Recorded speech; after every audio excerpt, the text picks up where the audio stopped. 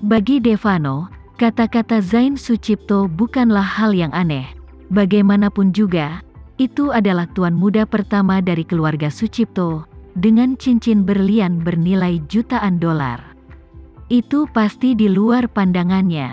Namun, Devano juga tahu bahwa waktu tidak memungkinkannya untuk terlalu selektif, jadi dia mengingatkan dengan suara rendah, "Tuan Zain Sucipto, waktu kita terbatas, dan pilihan di toko juga terbatas. Cincin yang benar-benar membuat Anda puas, saya khawatir tidak mungkin mendapatkannya di sini. Mengapa kita tidak membeli yang ini dulu, lalu pergi melihat jasnya, jangan tunda rencananya." Zain Sucipto menghela nafas, mengangguk, dan berkata, "Baiklah kalau begitu. Aku ingin yang ini." Setelah dia selesai berbicara, dia menatap Pramuniaga dan berkata, "Tolong bantu saya check out, cincin itu tidak perlu dikemas, saya akan mengambilnya langsung." Pramuniaga itu tertegun dan bertanya dengan suara rendah, "Tuan, apakah Anda benar-benar ingin membeli cincin ini? Ini 1,3 juta dolar." Zain Sucipto bersenandung, mengeluarkan dompetnya, dan mengeluarkan an Amex Centurion hitam. Dan kartu emas itu diserahkan kepada Pramuniaga dan berkata, "Cepat dan gesek kartunya, aku punya hal lain untuk dilakukan." Setelah melihat kartu ini, Pramuniaga menyadari bahwa pria di depannya tidak bercanda. Pria besar di papan buru-buru berkata dengan hormat, "Tuan, tunggu sebentar, saya akan melunasi tagihan untuk Anda."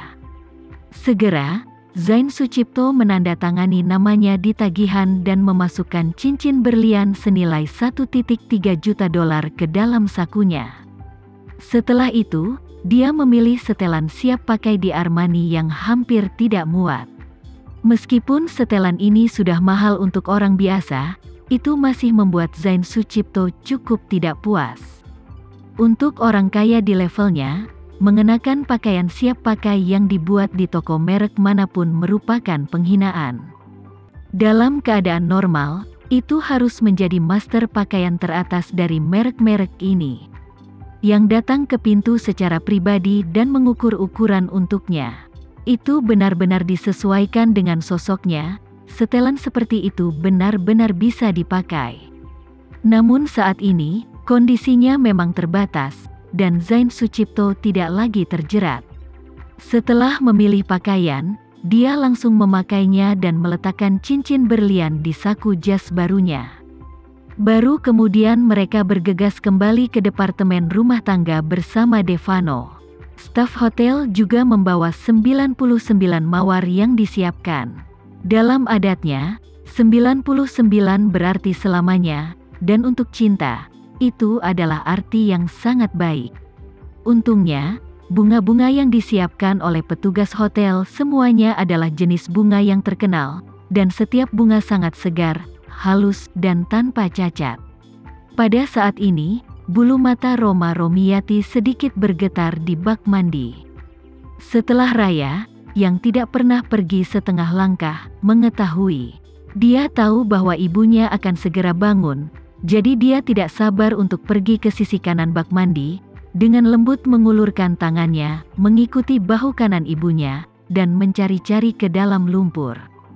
Awalnya, bahu kanan Roma Romiati berada di bawah, dan itu adalah luka vertikal ke bawah dan tidak rata.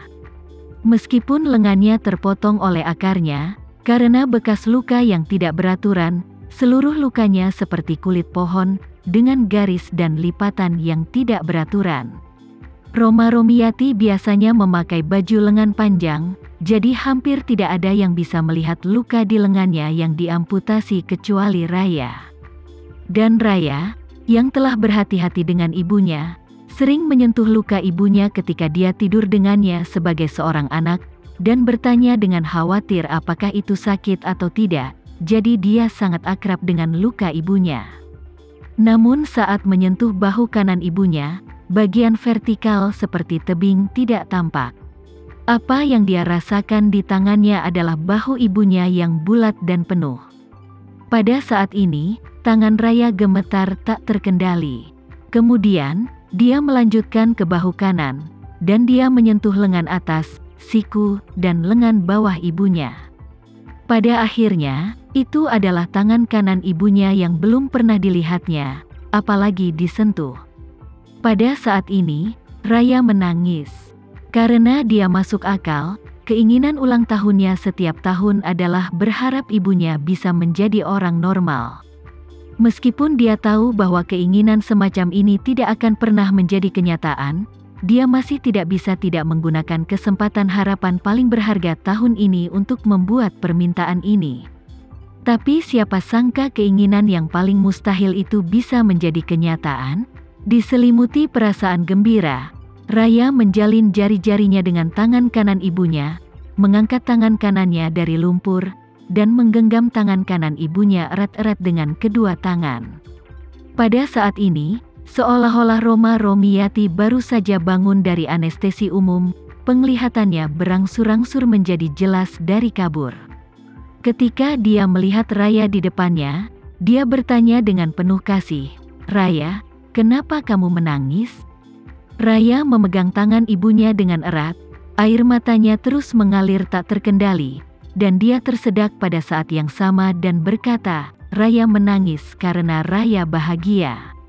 Roma Romiati tidak menyadari tangan kanannya digenggam erat olehnya. Dia tidak memiliki lengan selama lebih dari 20 tahun dan benar-benar terbiasa hidup tanpa lengan kanan, jadi dia melihat putrinya menangis tanpa henti, dan tanpa sadar mengangkat tangan kirinya, mencoba membantu Raya mengeringkan air matanya. Tapi saat tangan kirinya hendak menyentuh wajah Raya, dia tiba-tiba tetap di tempat seolah disambar petir. Karena dia tiba-tiba menemukan bahwa selain tangan kirinya, Roma Romiati juga melihat 3 tangan dalam jarak pandangnya. Keduanya milik putrinya Raya, dan yang lainnya dipegang erat olehnya. Roma Romiati hanya merasa ngeri dan kedinginan di punggungnya. Dia tidak tahu tangan siapa yang dipegang putrinya, dan dia bahkan merasa seperti berada dalam mimpi buruk. Ketakutan, dia tidak bisa menahan diri untuk bertanya, "Raya, tangan yang kau pegang adalah..." Ekspresi Roma Romiati tiba-tiba membeku ketika dia menanyakan ini. Dia awalnya ingin bertanya kepada putrinya milik siapa tangan yang dia pegang. Namun, pada saat ini, dia tiba-tiba merasa bahwa saraf yang telah menghilang selama bertahun-tahun tiba-tiba terpengaruh, dan perasaan terkepal kembali. Perasaan itu datang dari tangan kanannya yang telah terputus selama lebih dari 20 tahun. Roma Romiati berbeda dari Ito Yuhiko. Ito Yuhiko baru saja kehilangan kakinya. Dia telah menjadi orang normal selama hampir 50 tahun. Kehilangan kakinya yang tiba-tiba membuatnya sangat sulit untuk beradaptasi. Tapi Roma Romiati juga telah menjadi orang cacat tanpa lengan kanan selama setengah dari 50 tahun terakhir. Untuk waktu yang lama, dia telah lama terbiasa dengan perasaan bahwa lengan kanannya tidak ada. Sekarang, lengan kanannya tiba-tiba kembali, dan dia tidak bisa terbiasa untuk sementara waktu. Namun, ketika dia diminta untuk secara tidak sadar mengendalikan lengan kanannya, dia bisa dengan jelas merasakan umpan balik yang jelas dari semua sistem saraf di lengan kanannya. Perasaan itu sangat nyata. Dia menatap Rata ketakutan dan bertanya, "Raya, ini, apa yang terjadi? Apa ibu sudah gila?"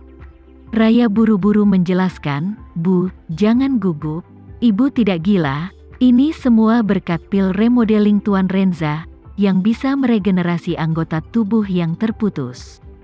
Sebelum ibu datang, Ito Yuhiko dari keluarga Ito mengandalkan pil remodeling Tuan Renza. Kedua kaki yang diamputasi telah pulih sepenuhnya. Roma Romiati merasa ngeri ketika dia mendengar kata-kata Raya, tetapi alasannya telah membuatnya membuat penilaian yang akurat. Dia telah melihat efek ajaib dari pil Tama, yang bisa membuat seorang seniman bela diri menggunakan sebatang dupa untuk melintasi langit yang tidak bisa dilintasi selama puluhan tahun. Setelah melihat mukjizat semacam ini, dan sekarang setelah anggota badan yang terputus itu dilahirkan kembali, meskipun dia juga sangat terkejut, dia tidak akan mempertanyakan keasliannya. Setelah memastikan bahwa semua ini adalah kenyataan, Roma Romiati sangat bersemangat sehingga dia tidak bisa menambahkan lebih banyak lagi. Dia melihat ke tangan kanannya dan bergumam, "Sejak saat lenganku dipotong, ibu tidak pernah berpikir bahwa akan ada hari di mana aku bisa pulih." Raya mengambil tangan kanan ibunya dan tersedak, "Bu, bukankah kamu bertanya padaku apa yang Raya harapkan untuk ulang tahunku sebelumnya?"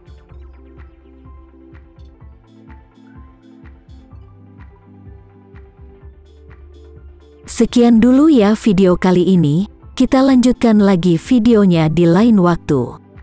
Oh iya, bagaimana menurut kalian? Semoga bisa sedikit menghibur kalian semua.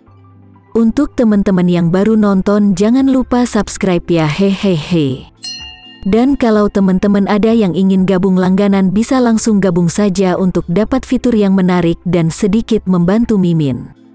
Terima kasih banyak sudah menonton, sampai jumpa lagi, bye.